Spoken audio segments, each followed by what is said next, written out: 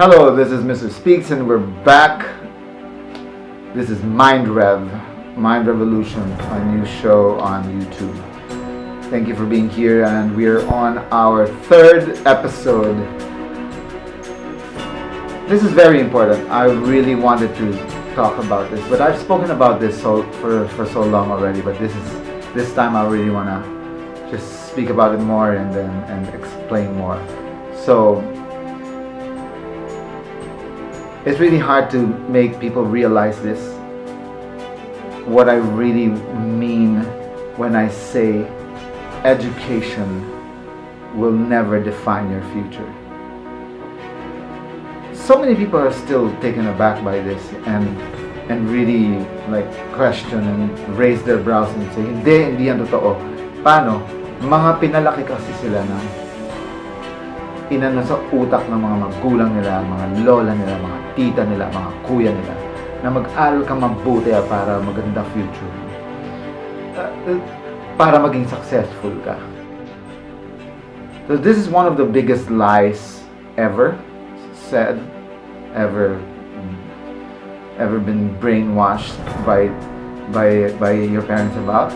So I want to talk about it. First of all, when people ask me, I always say,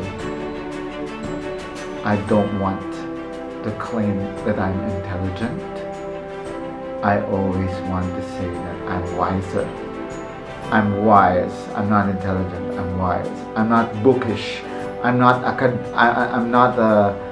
good in the academe world. It's my grades in high school, grade school, high school, college, they're just chill lang.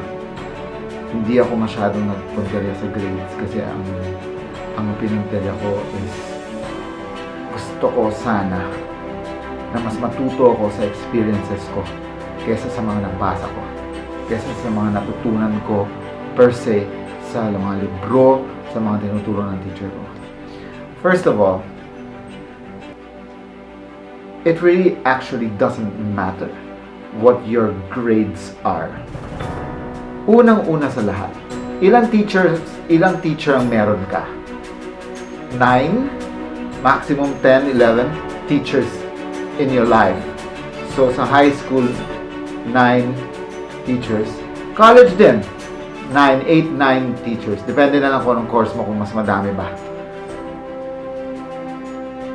Biro mo, yung apektado ka sa grades mo, tapos sasabihin ng mundo, ng magulang mo, ng mga tao, na ay hindi siya matalino, ay wala siyang utak, ay bobo siya, ay mahina isip niya, kasi mababa grades niya. Biro mo, you're putting your definition of who you are and your capabilities and the full capacity of your mind on the hands of 9 people who judges according to their own assessment. Remember, these are human beings trying to assess you. These human beings have issues, have judgments about you and about your capacity. So imagine 9 teachers telling you that you're mahina. That's 9 people in 8.5 billion people in the world. Are you kidding me? And then, ang estudyante na to na makakakuha ng mababang grades, uuwi ng kabadong-kabado at super stressed at mamatay-matay sa tension dahil papatayin sila ni mama at ni papa. Can you imagine saying that? Patay ako kay mama at kay papa. This is so ugly. It's an ugly picture. It's never going to be okay. So I just really want to say, fuck these standards, fuck these parents who do this, and really I say it with all my heart and soul.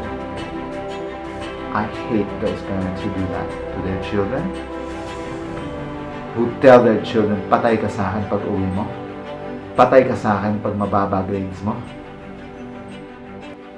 Those are, number one, stupid parents. Those are evil parents. Those are crazy parents. They torture their children because of that. Samantalang, nakasalalay sa 9 na tao yung patay ka kay mama at papa. Imagine, and that's basic, that's general education, basic education, or whatever that is in college or whatever. Academic yan, ha? Wala pa yan. That's just the first step, first category in the capacity of your mind. Mayroon pang application, may ano pa, may practical translation of solution and so forth and so forth. I may not have all the jargons in the world that you need and that you might find it fitting to call me intelligent. In the first place, I am not intelligent. I am wise. I would like to believe that I am wiser than an intelligent person, because that's not what you need in life. Intelligence is not what you need in life. What you really actually need in life is your EQ.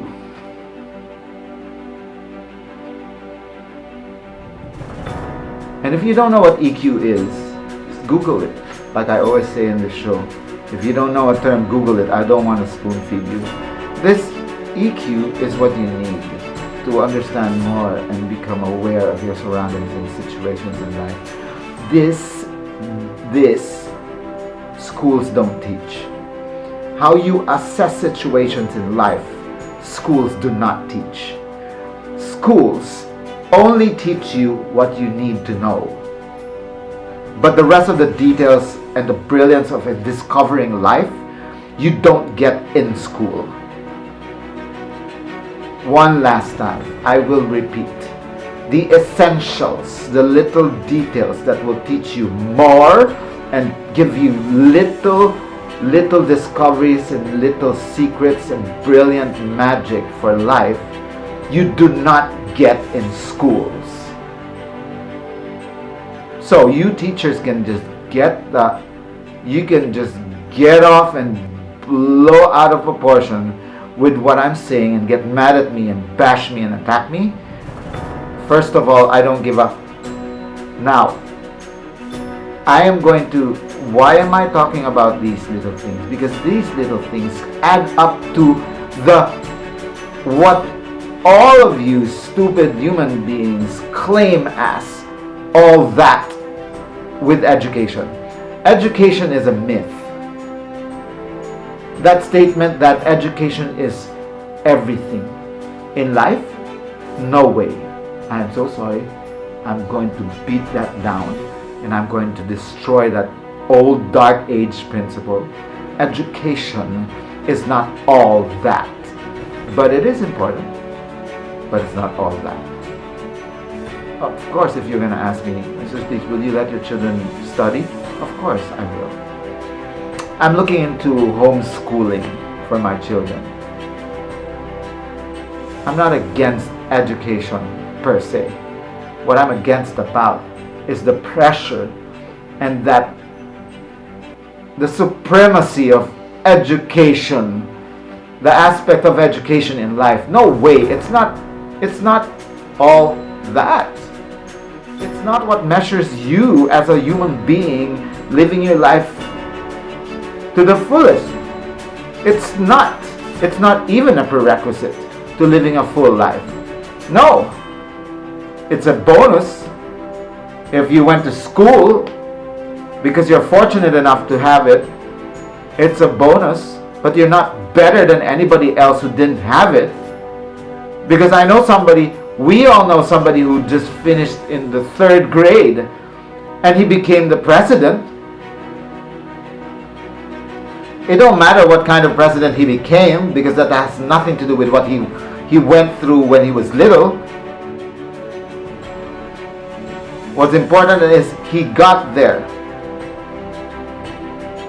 A person with just a 3rd grade record became the president of the Republic of the Philippines. So what are you telling me, us, all of the young?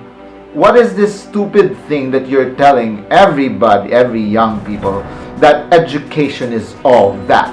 Education is the key. That's the stupidest thing ever. It's actually stupefying to think about it. Really. Like, when education, when schooling is actually another freaking business next to church. It's probably the second biggest business.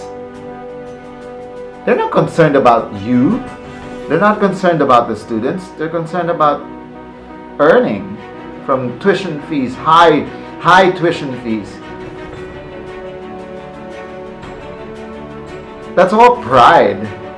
And let me tell you something. Yung mga magulang na sobrang obsessed, anak, mapag-aral lang kita, makapag-aral ka lang. You know what? That's not a pure concern. You know why? Because that concern has everything and anything to do with their pride as a magulang. Bakit? That's a disguised pride. Sorry guys, sorry parents, but I don't think makapag-aral ang anak ko ang ultimate dream for an anak. Are you kidding me? My ultimate dream for my kids is that they all turn out to be great human beings. That is what's supposed to be the goal, parents. And then you claim to be great parents, good parents? Are you fucking kidding me? You claim to be great parents and all you want is high grades and pride to be able to announce to the world na yung anak ko nasa mamahaling school. Ha? Naku mare, pinadala ko anak ko sa sa ganito, sa ganyan. Ewan ko yung anak ni Miss ganto, dun lang pinag-aral, mga kawawa naman sila. Ulul ka ba? What the fuck are you guys talking about? Education is education. Whether you get it from the streets or from the kick-ass university, it's the same knowledge. Iiba ba ang 1+1 kung nanggaling siya sa isang mahalagang eskwelahan o sa isang pipitsugang eskwelahan? Iba ba ang sagot? Ano, you stupid, pathetic human beings? Iiba ba ang sagot ng 1+1? Depende sa kung saan ka nag-aral? Guys, you parents are feeding your children a different story. Imagine, pangarap mo lang mapagtapos, tapos na. Tapos, wala na. Ha? Samantalang ang pag nakapagtapos ka ng pag-aaral, dun pala magsisimula yung buhay mo eh. What? That's the goal? To bring your child to the first step? No. And then what? Pagkatapos mo pa pag-aral, bitawan mo na yung anak mo, tapos mag-ano ka na dyan? Magsugal ka na dyan, mag-tong-its na kayo dyan, magmajong na kayo dyan, magmarihan na kayo. Ganun ba? Because that surely sounds like it. How you say it like that's the only goal you have for your children. Makapagpatapos. Yung pagka natapos na mag-aral ang anak nyo, yun kaya yung unang step na haharap na sila sa mundo. San banda mo doon, binigyan ng weapon yung anak mo? So what? Madami siyang librong nabasa. You think those books can teach him what to do when a dilemma of life happens in his face?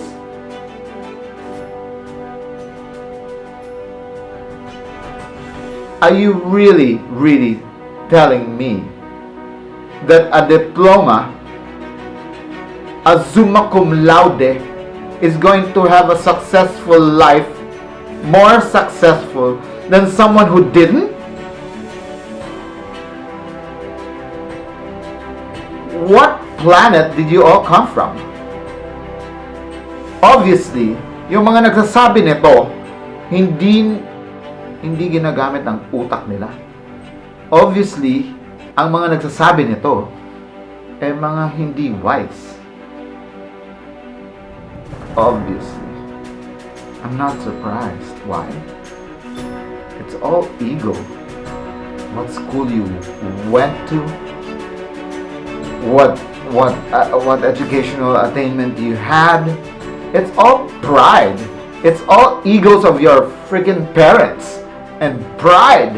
And then what? What's the concern? Kailangan mataas ang grades mo Hindi pwede. Yung mga anak ni Tito, ano mo? Ganto, ganyan. Yung mga anak ni ganito, ganito, ganyan. Si Tita, ano mo? Ganto, ganto. Tapos ikaw, ganyan ang grade? O ano, putek. That's pride, dude. That's not teaching your child anything. That is not teaching your child anything essential.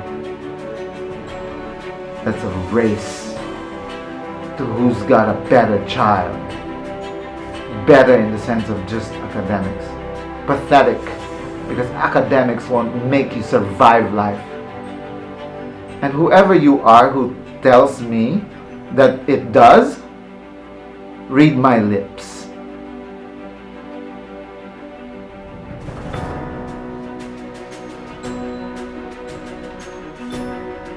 It's amazing.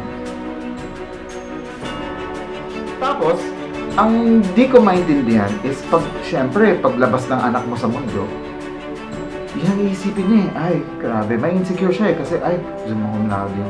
Uy, ganito. Uy, si ganito, ganyan. So the insecurity is building up because of all of you who says this. Alam mo ba kung anong hinihingi na ngayon ng mga kumpanya? Hindi na nila hinihingi yung mga papeles nyo. Wala na silang pakialam. Ang pakialam nila is, anong kaya mong gawin? Patingin niya, anong kaya mong gawin? Patingin niya ng portfolio mo. Wala silang pakialam kung anong grades mo. Wala silang pakialam kung cum laude ka ba. Wala silang pakialam sa diploma mo. Ang pakialam nila kung anong ginawa, ang kaya mong gawin. Skills, dude! Mad skills is the thing. But of course, if you want to be a surgeon, then talaga mag-aral ka ng surgery talaga. Mag-aral ka talaga ng totoong ganon. Kasi may mga ibang bagay na hindi na kailangan ng talagang academic Kasi kaya siyang pag-aralan sabak na. Like the arts and what have you. It's like practical stuff like carpentry. You don't need to go to school for carpentry. You just need to go na, sabak na, matuto ka na. Sama ka dun sa mga karpentero para matuto ka physically. Yung hands-on ba? May mga ganun kasi. So hindi kasi lahat sa mundo kaya daanin sa libro. Hindi. Malas na lang ng mga talagang kailangan mag-aral. Like the lawyers, the surgeons, the doctors, and everything. Malas nyo. Kailangan nyo talaga mag-college dyan. Kasi kailangan talaga siya literal. Pero hindi lahat. And it's a minority. Yung mga kailangan talaga sa libro tumutok, minority yan. Mas majority yung mga hands-on skills and ito gamit. Practicality, skills, motor skills, and tawag dito, diskarte sa buhay. May mga problema sa buhay na hindi nakasulat sa libro. May problema sa buhay na hindi nakasulat sa libro, kaya huwag kayong gago na yung matalino ang magsusurvive sa buhay. Hindi. Ang magsusurvive sa buhay, yung madiskarte. And what is the best teacher? Experience. Outside life. Outside. Not the school. Outside the school is the best teacher. Life is the best teacher. Everybody with the right mind will agree with me. But I'm sure all of the owners of these schools and universities are going to get mad at me because they need more business. They're going to get mad at me for convincing and giving light to this myth that education is all that. They will get mad at me, of course. But I'm not surprised that they would, because when everybody realizes that this myth of what education is, that's been fed in your minds by your parents and by the fools of the world, your businesses are gonna go it's gonna have a little hiccup, but it's not gonna damage enough. You're still gonna survive.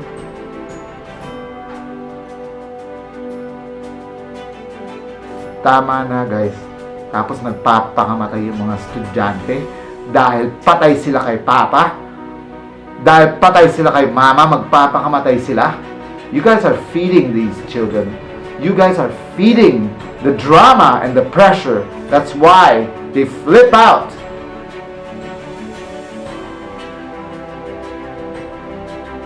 Kasalanan nyo to eh. Kasalanan to ng mundo na nagdidikta that education will give you good life. Education equals success. I'm so sorry. It's not the truth. It's not the truth. It's an ugly truth. It's a lie. Sasabihin pa, hindi naman lahat. Pwede ba? Obvious naman. Huwag na natin pag-usapan ng obvious na hindi lahat. Lahat ng bagay, lahat ng sinasabi ng mga tao, there are always exceptions to rules. But if you're intelligent enough to listen, we're not going to waste our time to talk about what is obvious. Let's talk about the real problem here. You guys are pressuring the young people. Mag-aral ka mabuti para yumaman ka. Excuse me, kids. Being rich is not a goal. And excuse me again, the ultimate dream of the young, makatapos ako mag-aral, yun po yung pinakapangarap ko. What? Ang babaw naman ng pangarap mo? I'm sure marami naman ang magagalit doon. Pero malalim ang ibig kong sabihin doon. Kasi may mas mataas pa doon sa makapagtapos ng kolehiyo eh. Meron dami. Actually, kung may 100 goal sa buhay, isa lang yung makapagtapos doon. So kung yun lang ang pangarap mo, makatapos, tinapon mo yung 99 na posibilidad na mga pangarap din ng isang tao sa sarili nila. Hanggang dun ka lang? Makapag-aral? What?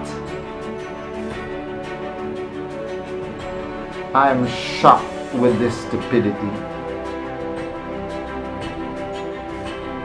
Stupid to have that goal. It's utterly, utterly stupid to just say, ang pangarap ko ay makapagtapos ng pag-aaral. What? How sad.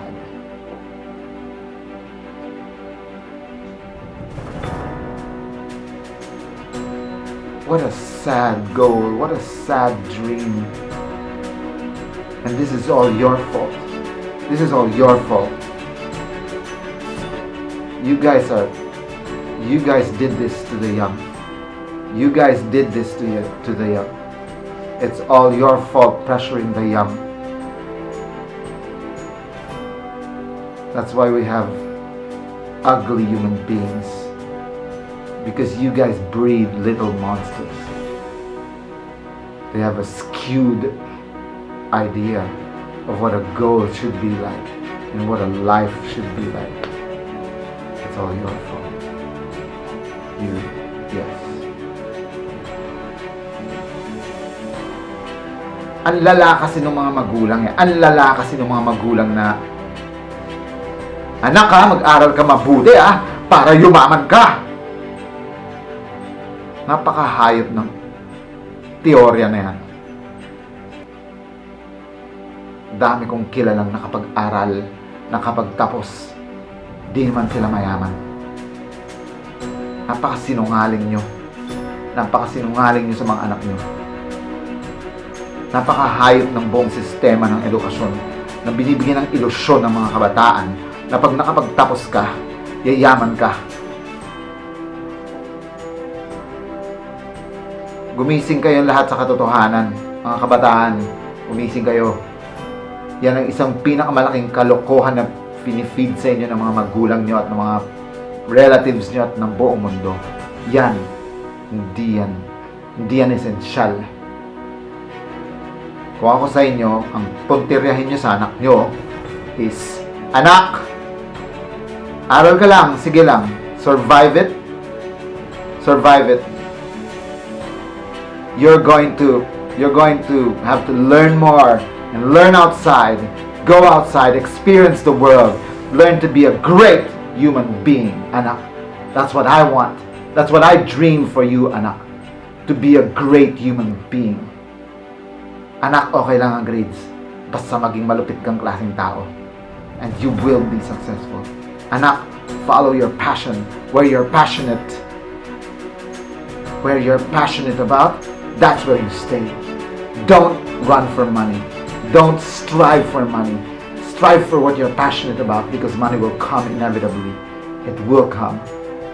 Because, bakit? Mas importante, yung masaya ka sa trabaho mo, tapos nagkakapera ka pa. Hindi yung pera lang ang habol mo, kaya nandyan ka.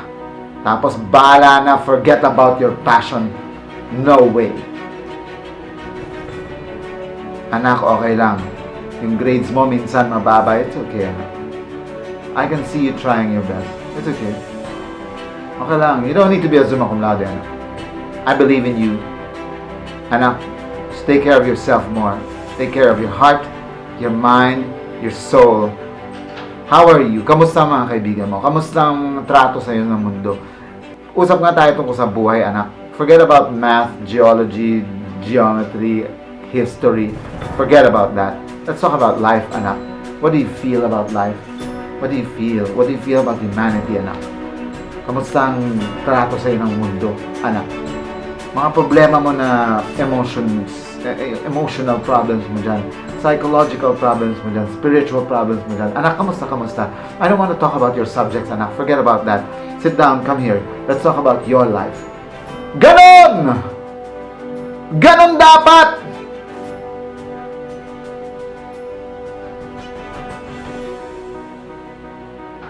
It's so pathetic what education has become.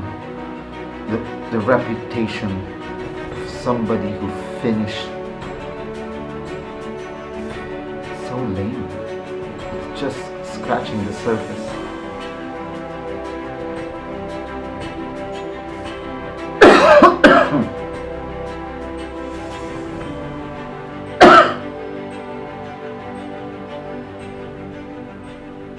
What has become of this system?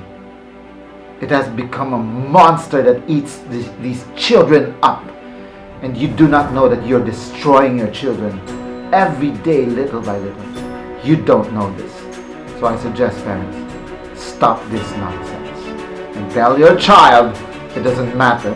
Basta matapos niya, go lang, mababa grades o mataas, congrats, let's do this, finish it, and then I'll teach you more about life after. Because, anak, life really starts after you study. And education will never define your future, anak. It will never define your future.